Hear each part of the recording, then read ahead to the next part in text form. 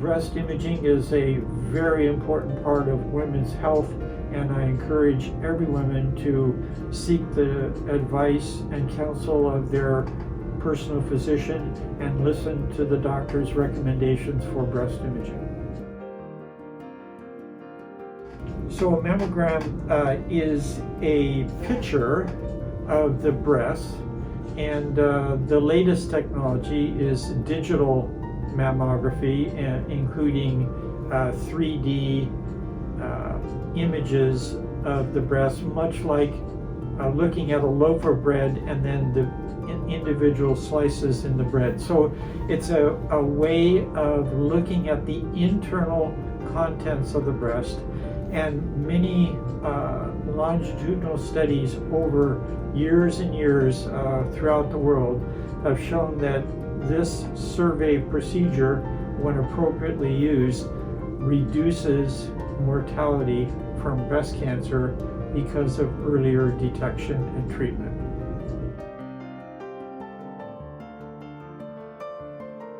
There are recommendations in general. For instance, our American College of Radiology recommends an initial mammogram at age 40 and yearly, but there are definitely exceptions, and it's very important for the person having the mammogram to visit their doctor, explain their history, and have the doctor make a recommendation as to when to start mammography and how frequently. For instance, if the patient were to have a strong family history of breast cancer, or some genetic predisposition, or some abnormal finding on the breast, such as a palpable mass, it might change what timing and frequency of examinations are necessary.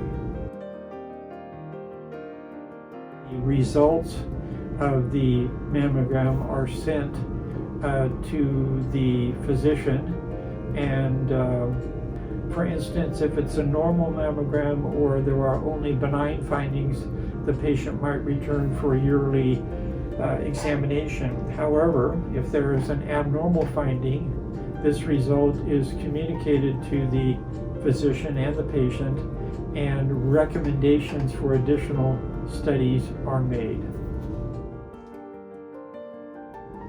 The mammogram is certainly not a perfect test, and there are examples. For instance, women with dense breast tissue, the accuracy and sensitivity of the mammogram is lessened when the women's breast tissue is dense. So there are additional examinations, such as ultrasound, which can be very helpful in completing a diagnostic assessment.